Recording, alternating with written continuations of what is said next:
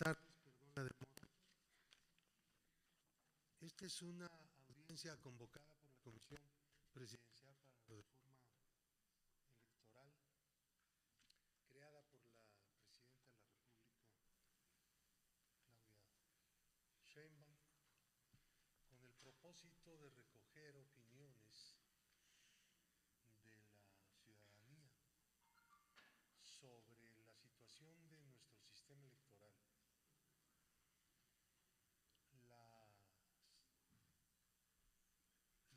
el ejercicio de los derechos de libertad política y de efectividad del sufragio,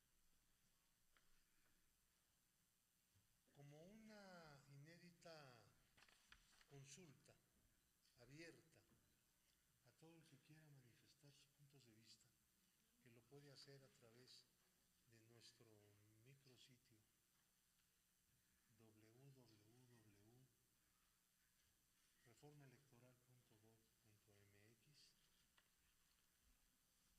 y quien quiera también participar en estas audiencias. ¿Se escucha? De manera personal. ¿No? A ver. ¿Tenemos un problema de audio? ¿Sí? Por favor, súbanle al volumen.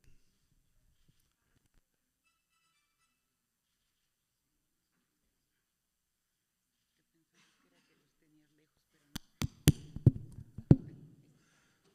¿Ya mejoró? Ya, sí se notó.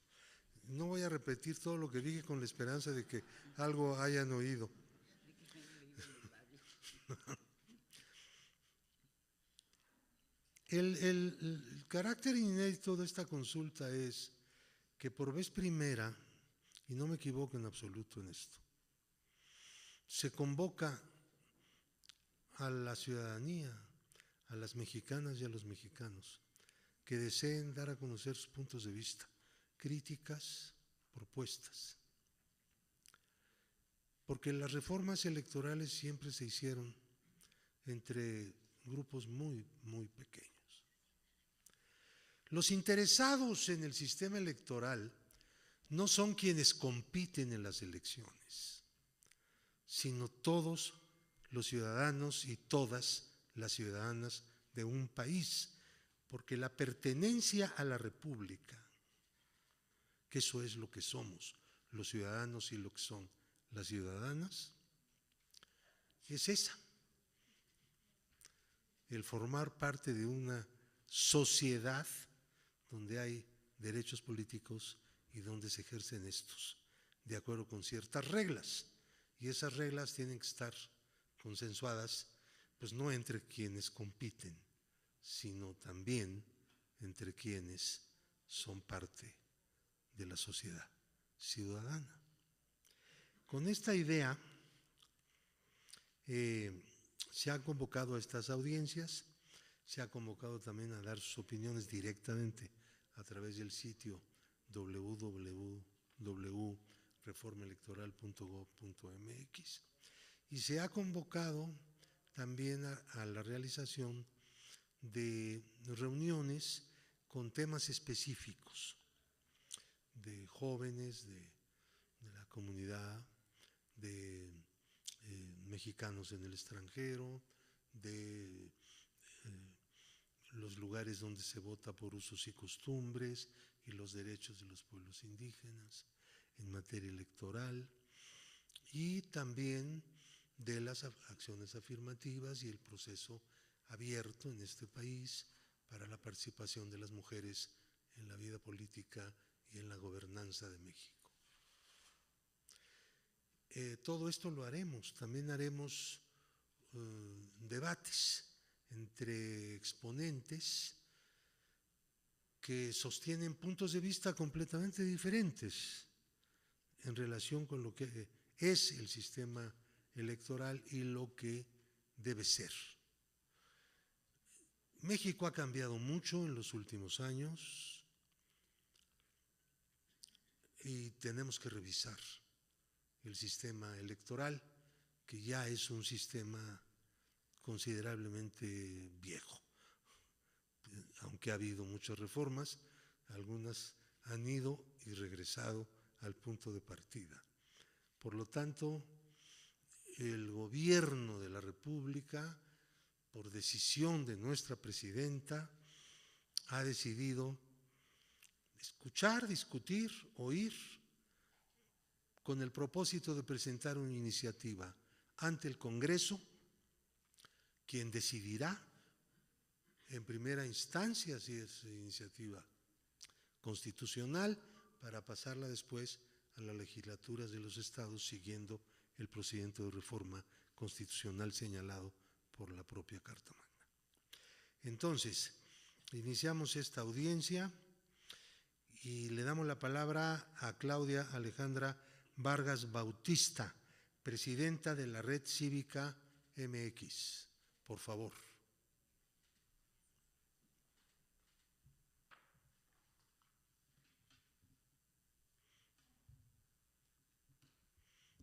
Muy buenas tardes. ¿Sí me escucha? Sí, se oye. Bien. Buenas tardes a todas las personas que están aquí presentes y a quienes nos siguen en redes sociales. Muchísimas gracias por el espacio. A ver, permíteme tantito. Parece que está un poco bajo ¿no? ¿O soy yo el que ya no oye? ¿Se oye bien atrás? Perdón la interrupción. Adelante. Ningún problema. Bien, la educación cívica es una tarea constitucional conferida a los organismos públicos locales electorales, que implica un enorme reto institucional para su fomento y participación de la ciudadanía. Los institutos electorales locales tienen un rol importante en el proceso de consolidación democrática de las respectivas entidades, en lo que se atienden en una serie de contextos y especificidades propias. La tarea de la educación cívica se desarrolla de manera coordinada y permanente durante el proceso electoral, pero también fuera de este, y ello contribuye de manera significativa al fortalecimiento de la cultura democrática de cada una de las entidades federativas. Sin duda, es un proceso complejo e inacabado en el que intervienen y se entrecruzan factores históricos, sociales, políticos, económicos y culturales propios de cada estado de la República. La propuesta de la desaparición de los organismos públicos locales electorales en la reforma electoral no disminuye costos ni la hace práctica, ni simplifica el trabajo a desarrollarse. En todo caso, lo que se estaría haciendo es eliminar al órgano que implementa y desarrolla estas actividades, más no los planes y proyectos en materia de educación cívica. Y prescindir de estos programas tendría costos graves para la democracia. Y esa función se concentraría en todo caso en la autoridad nacional. El resultado resalta a todas luces, pues implicaría aumentar estructura y presupuesto para ese fin. Por otra parte, cada estado tiene particularidades propias y a partir de cada entorno se diseñan acciones en la promoción y fortalecimiento de valores cívicos y democráticos. Un ejemplo claro es que algunas entidades tienen municipios indígenas, otras tienen la figura de candidaturas comunes, otros diputaciones migrantes. El avance de la tecnología es diferente. En algunos existen más mecanismos de participación ciudadana que en otros. El avance en la participación política de los grupos en situación de vulnerabilidad y o históricamente discriminados es diferente de un lugar a otro.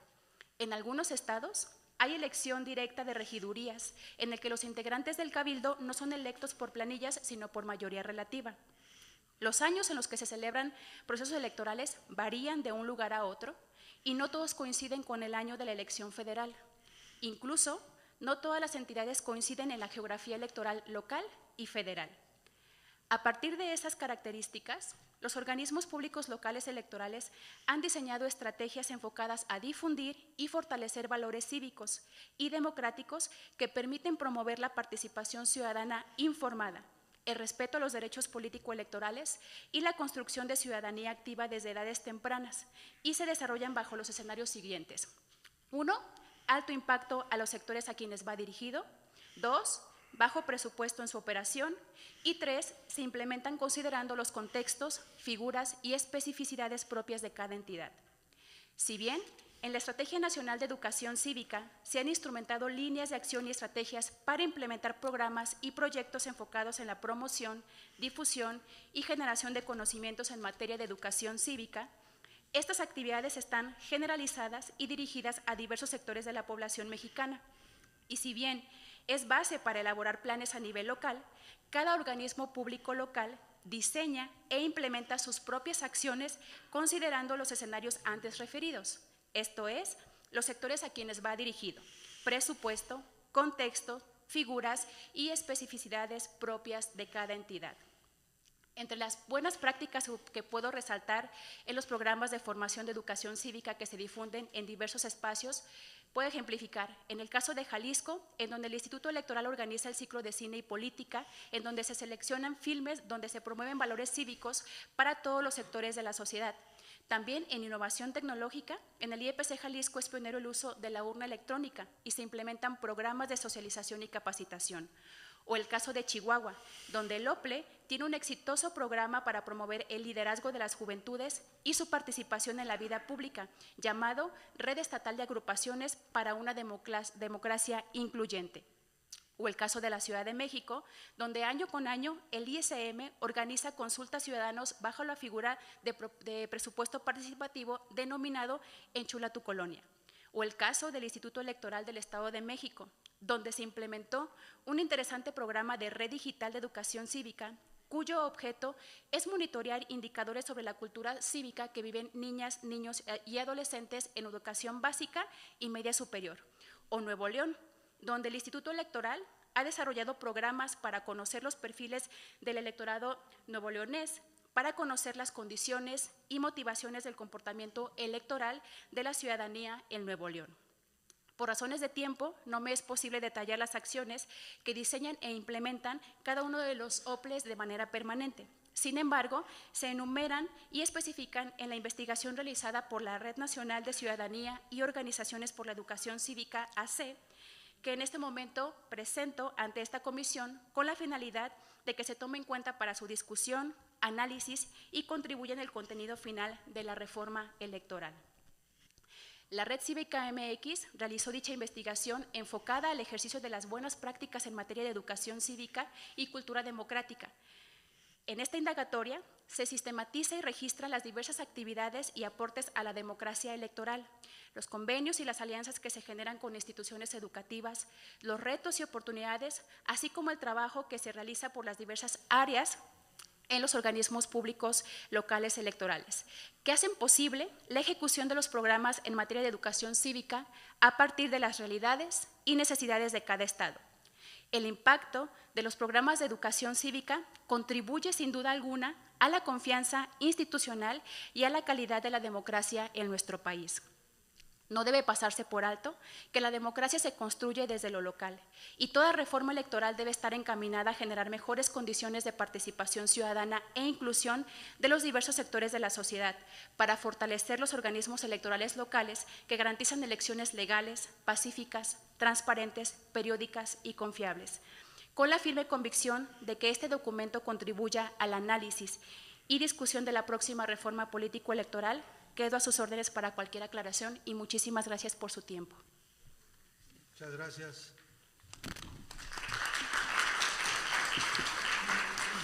Tiene ahora la palabra Mario Alberto Omaña Mendoza, presidente de la Asociación Centro Comunitario La Infancia es Vida.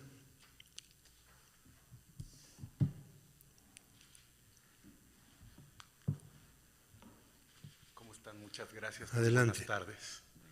En principio, agradecer y reconocer a nuestra presidenta, la doctora Claudia Sheinbaum Pardo, así como a las y los integrantes de la Comisión Presidencial para la Reforma Electoral, por la invaluable y honrosa e histórica oportunidad para que el pueblo de nuestro amado México pueda proponer y ser escuchado libremente, para construir en conjunto una sociedad más plural, fraterna, participativa y de justicia social. Casa, cubi, niña, inca, da, cubi, dondere, necua, yakubi, niñanda, ibika, chicuata, sakubi, shayabi. En principio decir que sostengo que el amor es el pedestal natural de la justicia. Donde no reside el amor, no puede engendrarse una sociedad justa. La iniciativa de reforma política electoral representa una oportunidad histórica de abrir puertas a una democracia plural, incluyente y auténticamente representativa. Por eso, desde la sociedad civil organizada, proponemos la creación de mecanismos e instrumentos que garanticen la participación efectiva de los grupos más vulnerables y vulnerados de nuestro amado México, como es el caso de nuestros pueblos originarios, particularmente de las mujeres indígenas que han sido excluidas históricamente de los espacios de decisión y participación política en nuestro país y en todo el mundo. Es evidente la necesidad de establecer acciones afirmativas que aseguren una representación indígena y afromexicana en cargos de decisión relevantes, particularmente mujeres indígenas, en los poderes ejecutivo, legislativo y judicial. Medidas que proponemos también deben ir acompañadas de la obligación de interpretar y difundir los instrumentos jurídicos, administrativos y de información pública en lenguas originarias reconocidas en el Catálogo Nacional de Pueblos y Comunidades Indígenas y Afromexicanas. Esto de acuerdo con cada distrito electoral de nuestro país, fortaleciendo con ello la inclusión y el respeto a la diversidad cultural y lingüística, reconociendo que nuestro México, nuestro amado México, es una nación de naciones, un país diverso y pluricultural. Asimismo, proponemos la creación de un modelo de retribución social en el ámbito electoral, mediante el cual las y los funcionarios electorales del país reciban y otorguen capacitación, no solo en materia técnico-electoral, sino también, y muy importante, en talleres de sensibilización orientados a la atención de personas en situación de vulnerabilidad. Esta capacitación deberá priorizar el trato digno y empático hacia integrantes de nuestros pueblos originarios, personas adultas mayores y personas con discapacidad, abonando así a un servicio público más humano, fraterno y empático.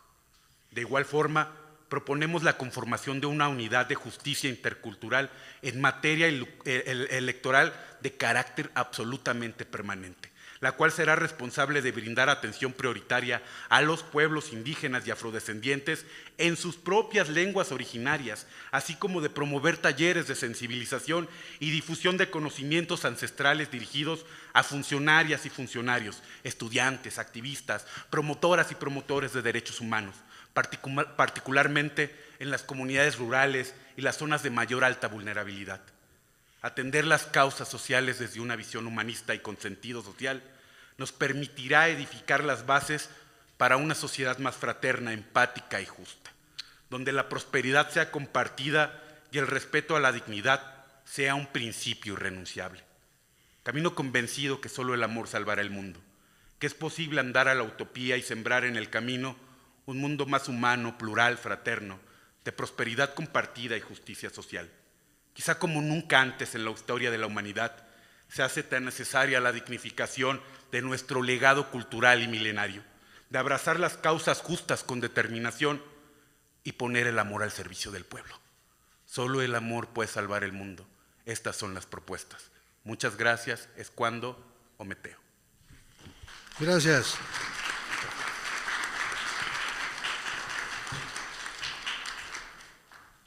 Tiene ahora la palabra Mauricio Mejía Galván, por favor.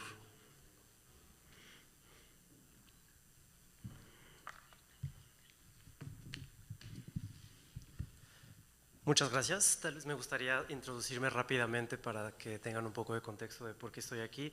Mi nombre es Mauricio Mejía, soy experto, activista y asesor en temas de participación ciudadana y democracia digital, y trabajé durante 6 años en la Organización de Cooperación y Desarrollo Económicos, liderando el equipo de participación ciudadana. Primero que nada, me gustaría agradecerles a la comisión, a los aquí presentes, y saludar este ejercicio, esta iniciativa de escucha, que realmente es abierta, ya que lo pude confirmar yo mismo al estar aquí el día de hoy. Aprovechando la voluntad de escucha de la Presidenta de la República y de esta comisión, me gustaría presentarles hoy una propuesta sobre cómo mejorar la democracia en México. Me gustaría primero empezar con una reflexión sobre lo que es la democracia y la representación popular, porque creo que construimos nuestra idea o asumimos que la idea de la democracia y la representación popular se basan en el voto, en esta elección periódica, y así llegamos con unos representantes del pueblo.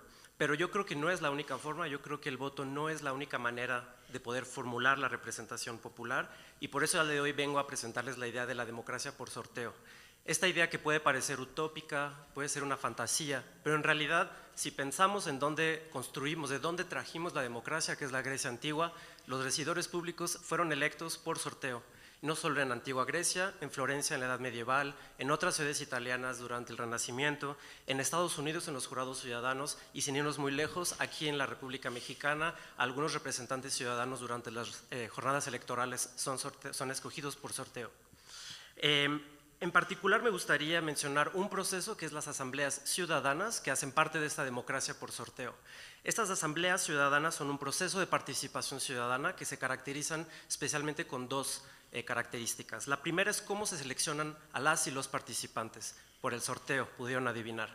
¿Qué significa escoger a representantes por sorteo? Se envía una invitación, una muestra aleatoria basada en una base de datos como podría ser el padrón electoral del INE, y bajo esa representación aleatoria se usan estadísticas del último censo de población para poder generar esta muestra representativa de la sociedad mexicana.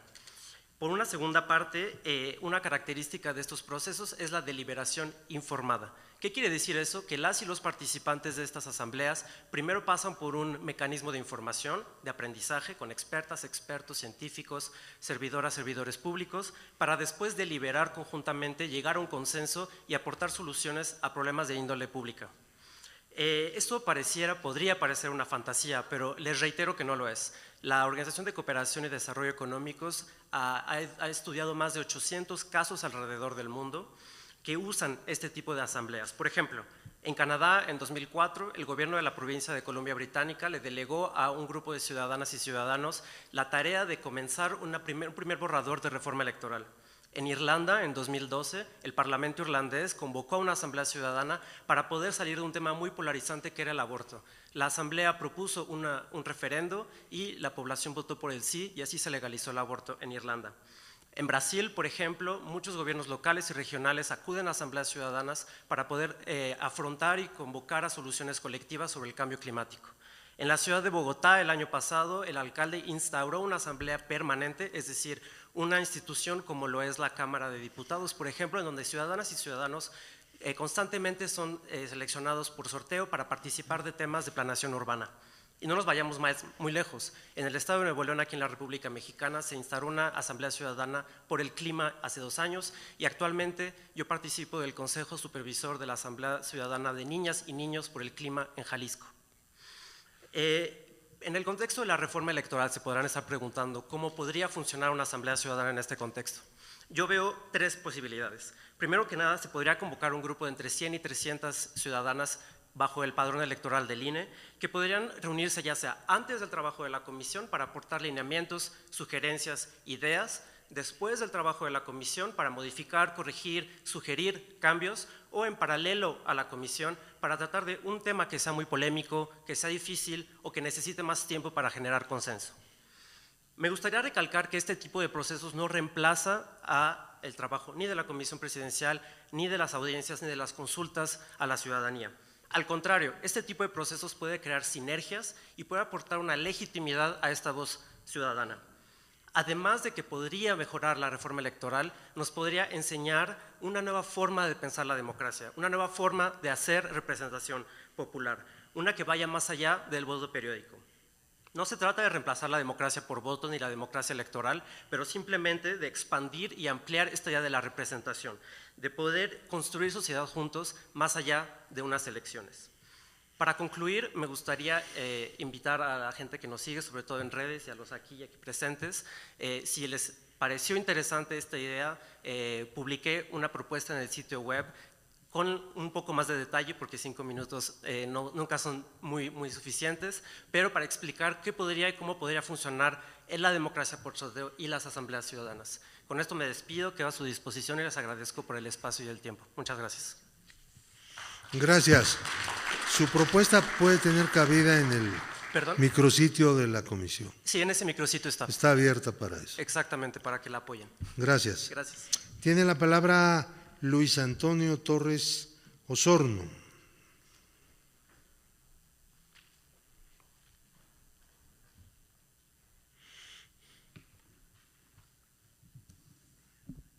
Muy buenas tardes a todas y todos.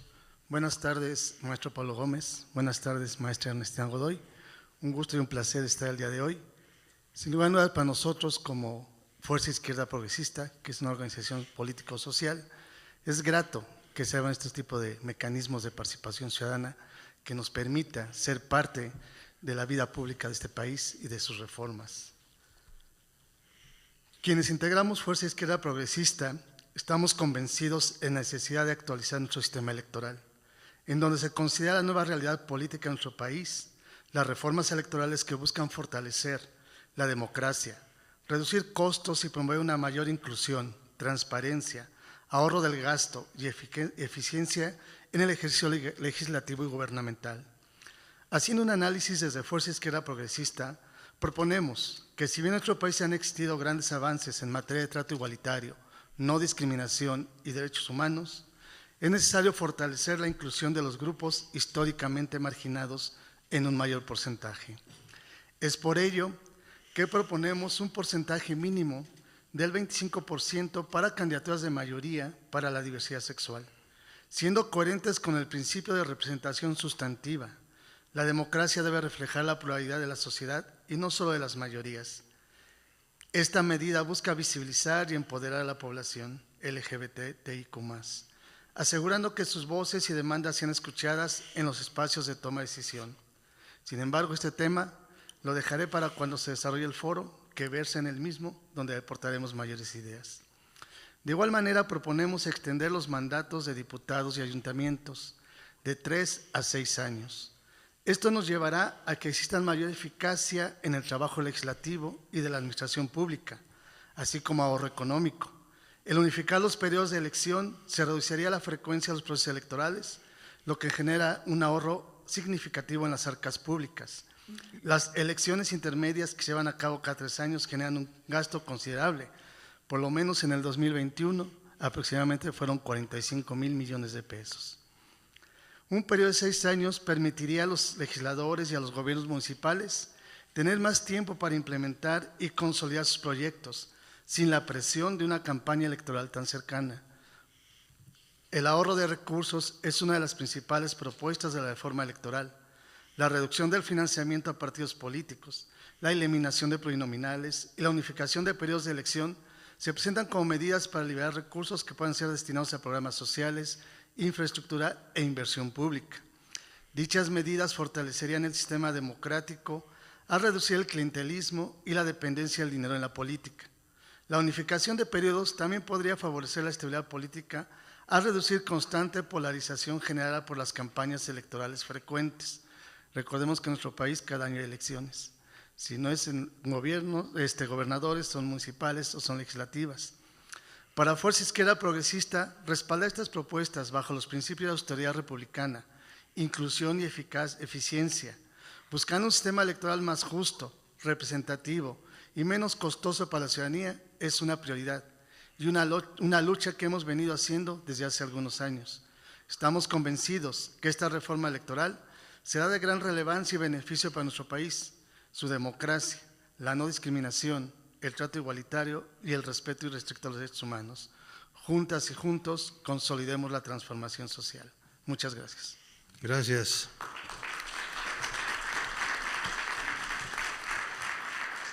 Es ahora el turno de César Gustavo Ramírez Torralba.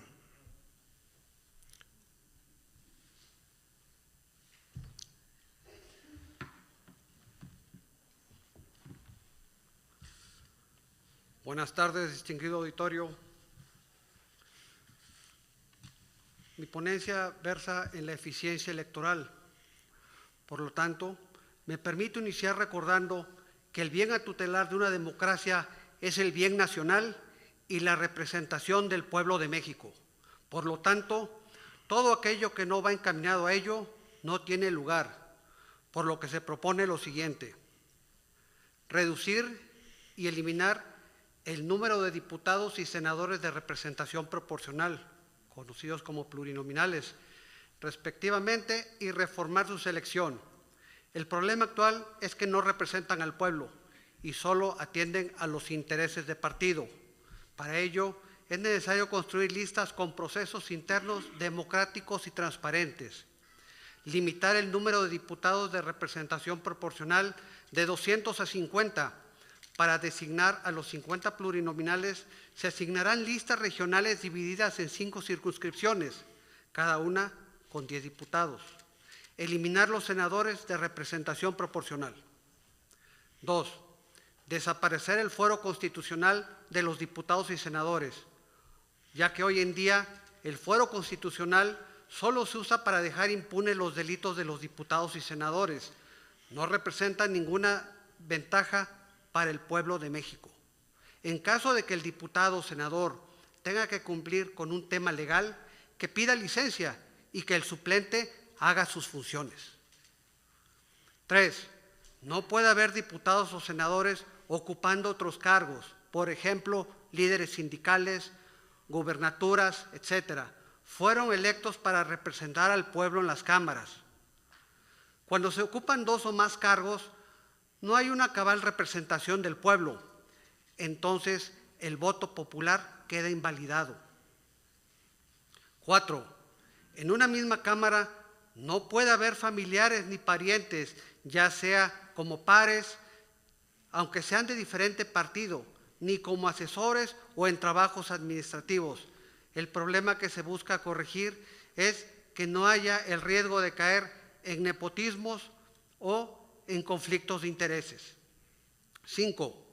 Los elegidos por voto popular no pueden renunciar a su mandato antes del periodo establecido para hacer campaña para otros cargos públicos, toda vez de que no se respeta el voto popular, lo que violenta la democracia nacional. 6. En tiempos electorales no puede haber coaliciones de partidos de ningún tipo. Hay partidos que no representan la voluntad popular y mucho menos son una fuerza política. Sin embargo, no han perdido su registro gracias a que en tiempos electorales van en coalición, con el consiguiente costo adicional a la democracia. 7. Transparentar el gasto de los partidos políticos. Es evidente el enriquecimiento inexplicable de los líderes de los partidos políticos y no se ve que haya acciones penales en su contra. Es importante recordar que el presupuesto asignado a los partidos políticos proviene del erario. 8. Reducción del presupuesto a partidos políticos. Existen gastos como propaganda en tiempos no electorales, los cuales se deben de eliminar, ya que de acuerdo al Movimiento de Regeneración Nacional vivimos la austeridad republicana y eso se traduce en un gasto austero del presupuesto. 9. Revocación de mandato para gobernadores y presidentes municipales. Hay gobernadores y presidentes municipales que no pueden gobernar por falta de capacidad y eso se observa en materia de inseguridad pública y en el aumento del empleo informal. Por citar 2 ejemplos, el pueblo no tiene por qué soportar el resto del mandato. 10. Quien haya cambiado de partido deberá esperar 5 años para aspirar a un puesto de elección popular o de representación proporcional. El servicio público dejó de atender los intereses nacionales y al pueblo de México para convertirse en un coto de poder, donde solo aspiran a servir intereses de grupo, dejado de lado la representación popular. 11. Eliminar del Instituto Nacional Electoral el presupuesto participativo. El ejercicio del presupuesto participativo es función de quien gobierna, no de un instituto electoral, lo cual solo genera corrupción y distracción de las funciones sustantivas. 12. Crear tabuladores para diputados y senadores en función de su grado académico, doctorado, maestría, licenciatura, etcétera. Se debe reconocer el esfuerzo personal a través de la nómina del Congreso. 13. Descontar de la dieta las faltas. En las cámaras de diputados y senadores no hay control ni penalización por no trabajar, lo que fomenta que no haya interés por asistir a trabajar. 14. Destitución en caso de no presentar iniciativas o acumular 5 faltas. Hay diputados que aunque no faltan, no conocen la problemática de sus representados y por ello no presentan iniciativas, así que no producen, que se vayan, misma situación con quienes faltan a trabajar. 15. Un ciudadano solo podrá participar 2 veces en las cámaras, ya sea como diputado o senador, sin importar que cambie de partido o que represente a otro estado o federación. ¿Es cuánto?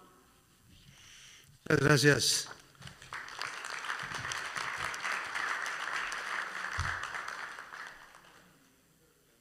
Tiene la palabra ahora Cuauhtémoc Amezcua Dromundo, investigador en el Centro de Estudios Filosóficos, Políticos y Sociales Vicente Lombardo Toledano.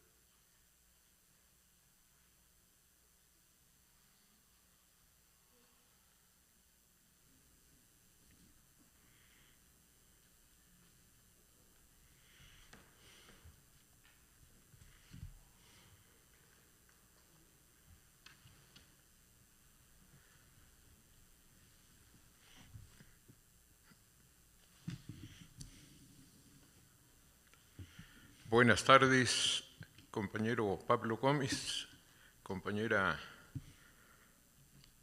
Ernestina Godoy, muy buenas tardes.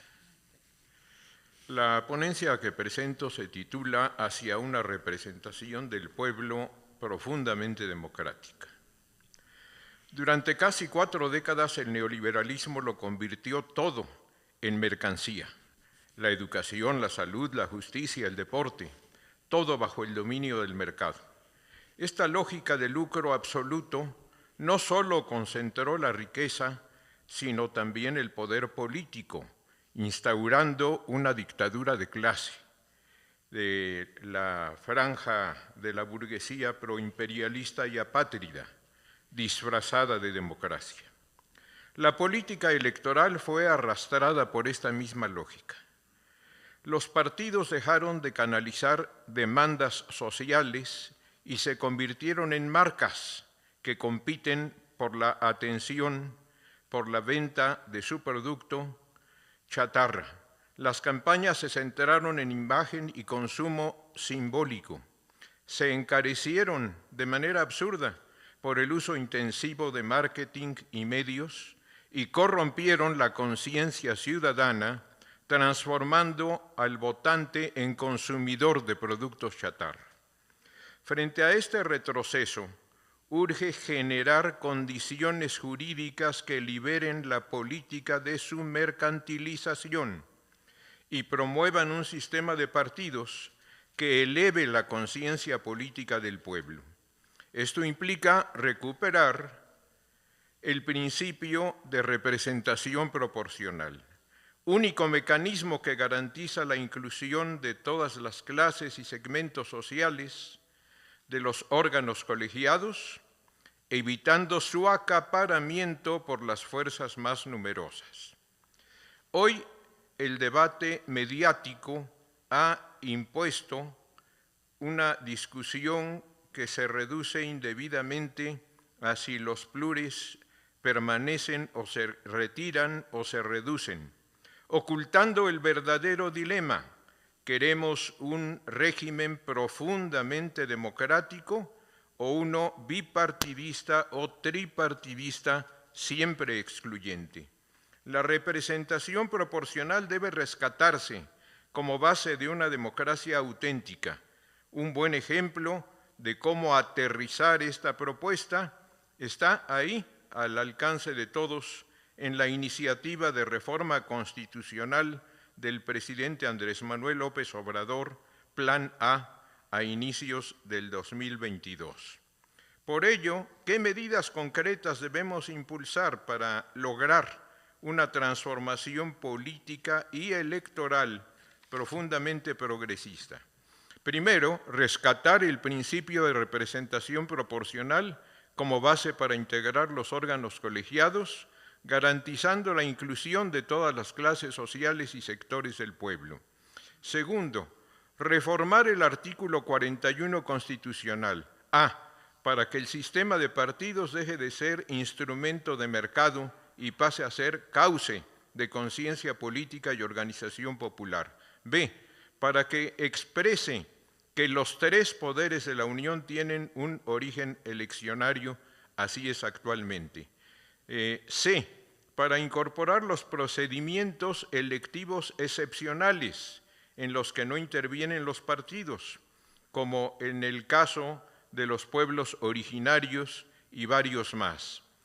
3, eliminar todas las formas de mercantilización de la política, garantizando el carácter ideológico, programático y formativo del accionar partidista en campañas de todo tipo, lo cual además debe reducir el costo económico a alrededor de un 10 o 15%, cuando mucho. 4, basar el nuevo sistema de partidos no en cuestiones cuantitativas, sino cualitativas, reconociendo derechos plenos a todos los partidos que sean expresión de franjas ideológicas de la población que hoy no están representadas, y cancelando la participación de los partidos ya existentes que dupliquen o multipliquen la representación de las mismas ideologías y programas o carencia de programas. Por último, reitero que el mayor retroceso democrático causado por el neoliberalismo fue convertir la política en mercancía, la herencia del neoliberalismo que en materia política aún sigue ahí. Es esa su mercantilización que la vació de ideales, y eso es precisamente lo que urge superar como primer paso de los muchos que hay que dar en esta reforma. Muchas gracias.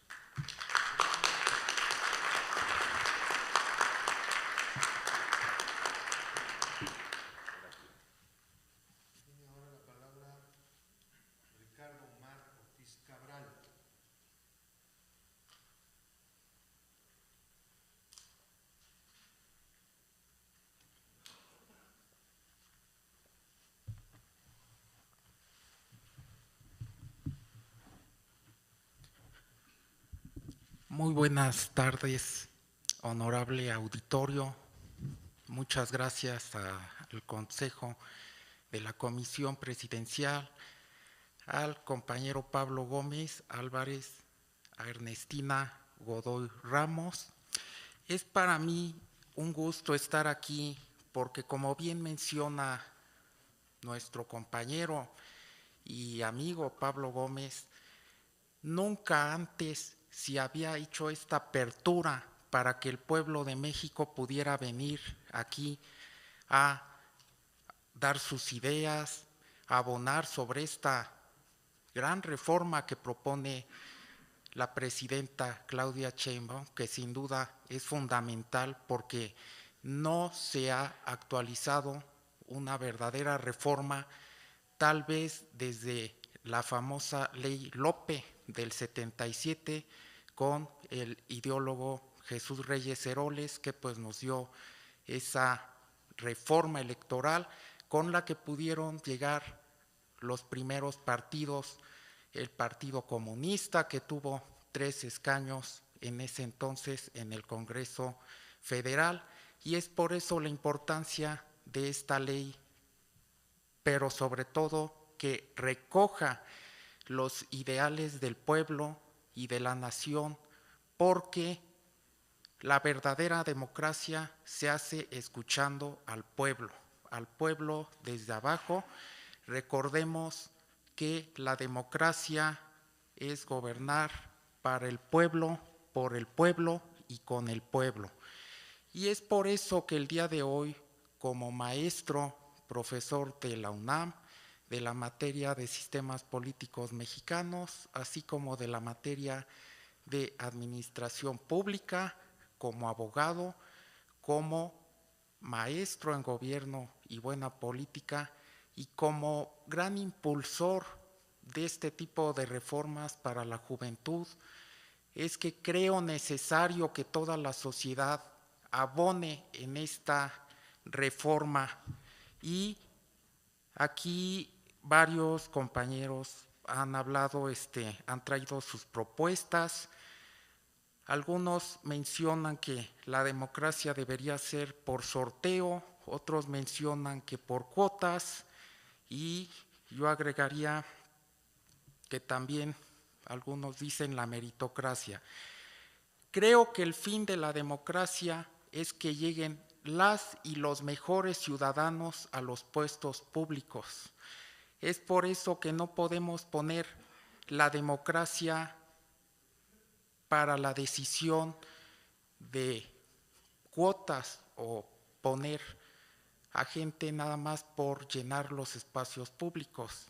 Sí es necesario que lleguen los jóvenes, que haya una cuota juvenil de representación, pero no es poner a cualquier joven, es poner a los mejores y más preparados en esos cargos de representación pública, porque son los que van a tomar las decisiones para todas y todos los mexicanos. Es por eso que han mencionado muchas veces las cuotas de representación juveniles. Estoy de acuerdo con eso, compañeros, debería ser hasta del 10% en la Cámara de Diputados, pero vuelvo a poner sobre la mesa que deben ser las y los jóvenes más preparados, no solo por llenar esas cuotas. En otra propuesta, nuestra democracia actualmente tiene un costo para el erario de 41,000 millones de pesos. Esto es que cada voto de cada mexicano cuesta alrededor de 431 pesos con 57 centavos. ¿Qué propongo para reducir los costos de nuestra democracia? Estos foros son para discutir, estos foros son para proponer. No es que lo que yo esté diciendo en este momento se vaya a tomar a rajatabla, por eso son estos foros. Lo que estoy proponiendo es que en la nueva reforma electoral se acepte un financiamiento para los nuevos candidatos que sea entre un porcentaje de 50% público y 50% privado. Esto es que los candidatos puedan también tener aportaciones del sector privado. Esto bajaría el déficit fiscal y la carga para los mexicanos de lo costoso que es nuestro sistema democrático. Muchos mencionan que esto no se debe hacer, que porque habría conflicto de intereses y que porque estarían condicionados de quien los financia. Hoy les quiero decir a esas personas que hoy día ya sucede. Hoy día los que han estado en elecciones, yo ya he estado en algunas elecciones apoyando a candidatos, todos esos financiamientos suceden, pero por debajo de la mesa. Entonces, ¿por qué no hacerlo público y transparente para que se permita que a los candidatos tengan un 50% de financiamiento público y 50% de financiamiento privado? Como sucede en la mayor democracia de nuestro planeta, que es los Estados Unidos de Norteamérica. Entonces, esa es una de mis propuestas. Otra de mis propuestas, y ya aquí culmino, es que a los diputados se les pida como requisito tener una licenciatura o un grado de escolaridad, ya sea licenciados en Derecho, en Economía o afines. ¿Por qué? Porque cuando llegan al puesto, muchos de nuestros diputados desconocen de pues lo que es su labor, y sí se pueden recoger o tener un sinnúmero de asesores, pero creo que ya para la actualidad y lo que estamos teniendo en nuestro país, ya se debería evolucionar y que a las y los diputados se les pida un mínimo de escolaridad. Me dio mucho gusto estar con ustedes, ya no me alcanzó el tiempo, agradezco al compañero Pablo, a Ernestina Godoy, y que esta reforma sea de lo más exitoso para nuestro país. Muchas gracias, compañeros.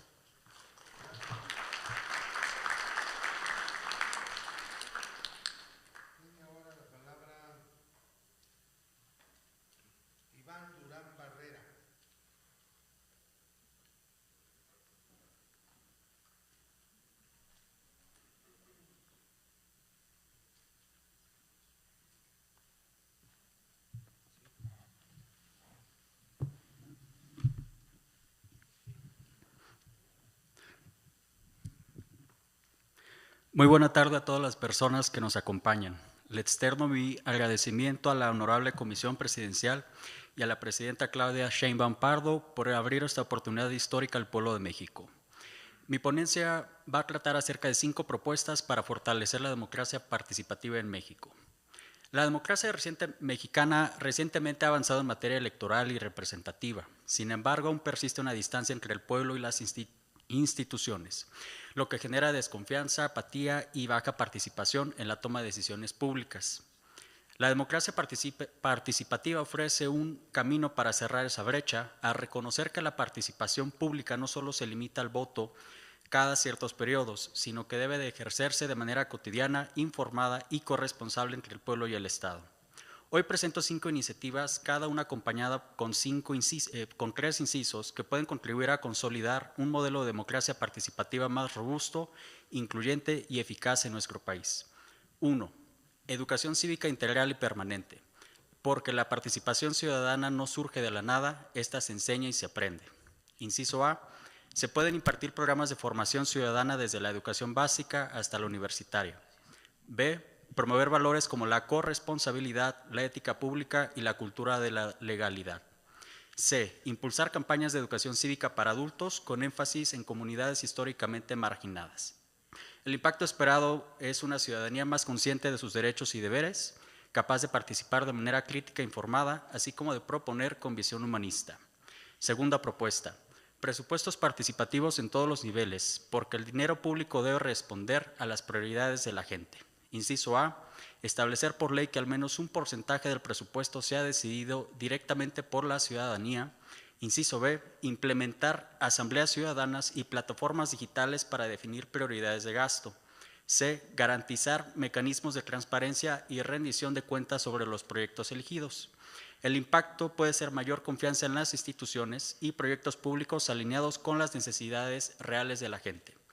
Propuesta 3. Plataformas digitales seguras para consultas y deliberación, porque la tecnología puede ser un puente entre el pueblo y gobierno. Inciso A. Se pueden crear aplicaciones y sitios oficiales que permitan a la ciudadanía participar en encuestas, consultas y debates públicos, como lo hizo esta honorable comisión. Inciso B. Asegurar accesibilidad para grupos vulnerables y comunidades rurales. Y C. Incorporar mecanismos de verificación de identidad para evitar manipulación. El impacto esperado puede ser ampliar la participación más allá de los espacios físicos y facilitar la inclusión de jóvenes y sectores históricamente excluidos. Propuesta 4. Fortalecimiento de los mecanismos de democracia directa, porque el pueblo debe tener herramientas para participar en decisiones trascendentales. Inciso A. Ampliar el uso de plebiscitos, referéndums y revocaciones de mandato a nivel estatal y municipal. Inciso B. Reducir los requisitos legales para convocar estos ejercicios sin comprometer su legitimidad. Inciso C. Establecer observatorios ciudadanos que supervisen la organización y resultados. El impacto esperado pueden ser autoridades más responsables y que la ciudadanía tenga herramientas efectivas para tomar decisiones trascendentales y evaluar a sus autoridades. Finalmente, quinta propuesta, espacios permanentes de diálogo entre el pueblo y el gobierno, porque la democracia no puede ser un monólogo, debe ser un diálogo constante. Inciso A. Se pueden institucionalizar consejos ciudadanos temáticos como de medio ambiente, seguridad, movilidad, cultura y demás. B. Garantizar que sus recomendaciones sean vinculantes o que tengan peso en la agenda pública. C. Promover la participación de comunidades indígenas, mujeres y jóvenes en estos espacios. El impacto esperado pueden ser decisiones públicas más inclusivas, con legitimidad social y mayor capacidad de respuesta a la diversidad del país. Para concluir, la democracia participativa no es un privilegio, sino una necesidad para enfrentar los retos de desigualdad, corrupción y desconfianza que históricamente han aquejado a México.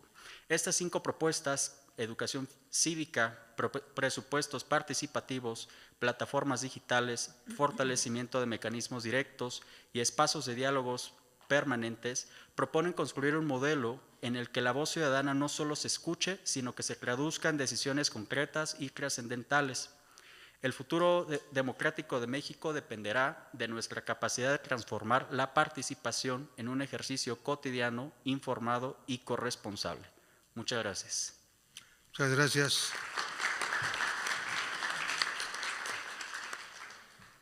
Tiene ahora el uso de la palabra Jesús George Zamora.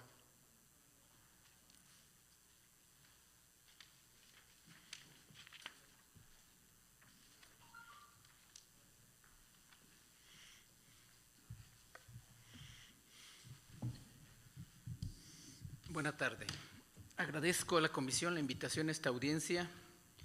Entraré de lleno a las propuestas para cumplir el tiempo otorgado. Previamente, debe reconocerse que el INE es una gran institución del Estado mexicano, sólido y fuerte, que ha cumplido a cabalidad su función de proteger los derechos político-electorales de la ciudadanía.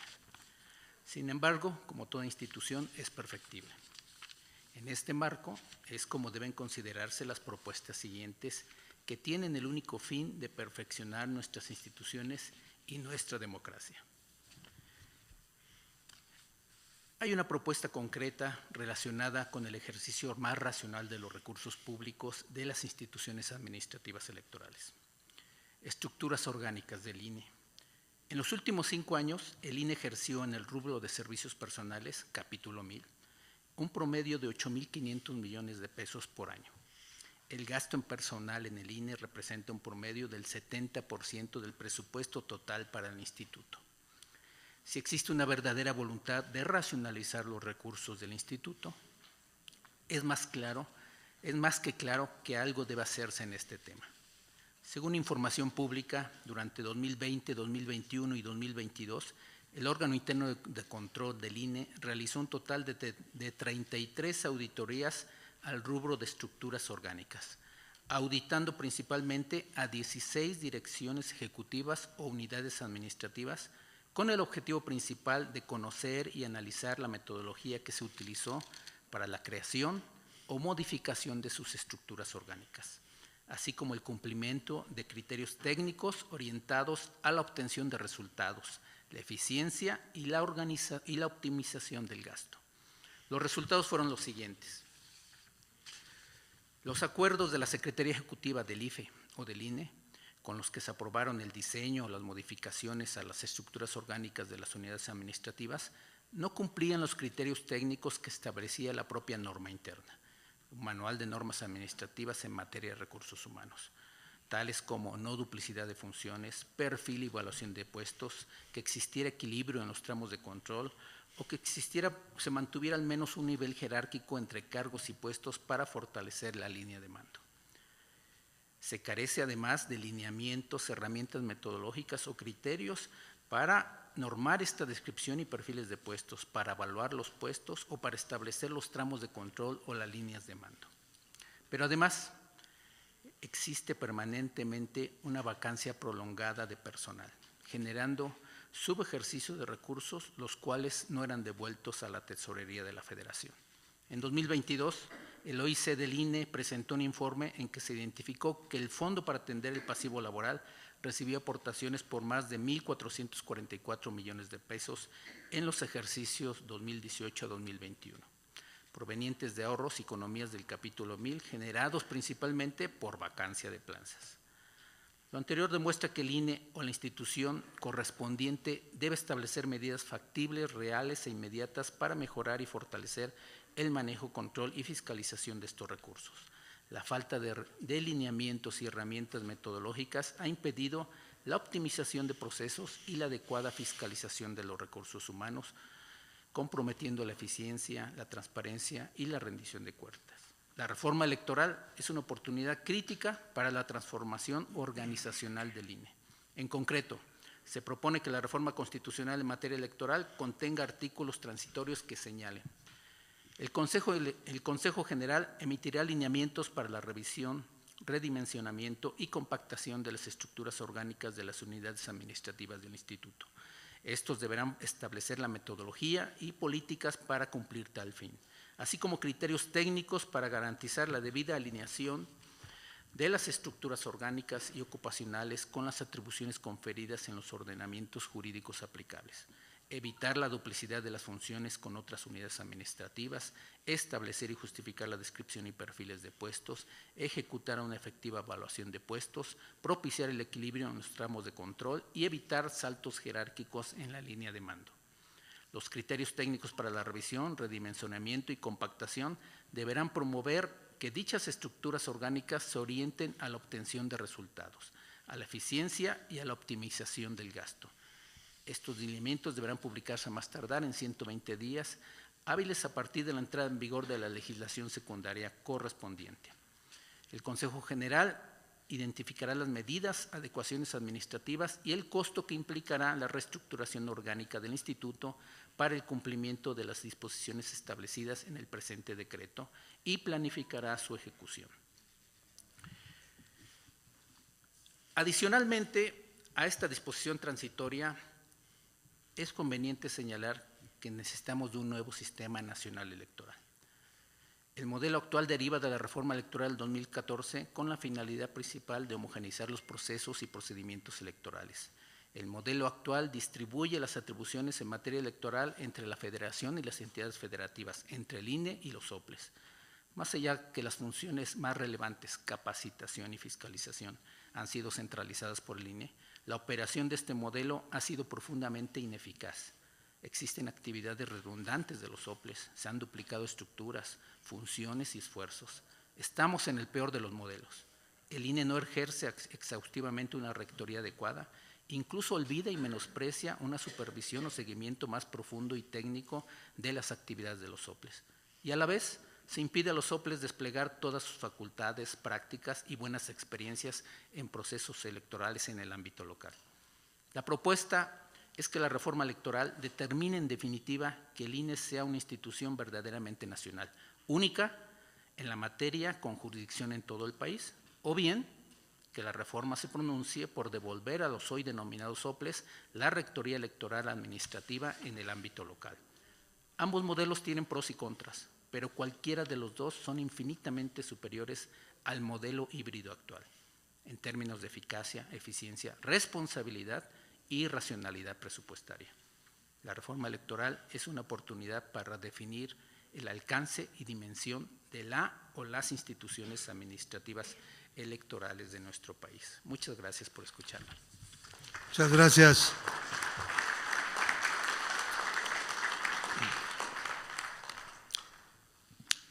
Se ha agotado ya la lista de los ponentes. Debido a la conmemoración de la tragedia de Iguala del día de mañana y los problemas de accesibilidad de este recinto, se convoca audiencia hasta el 30 de septiembre a las 17 horas en este mismo lugar. Muchas gracias por su atención.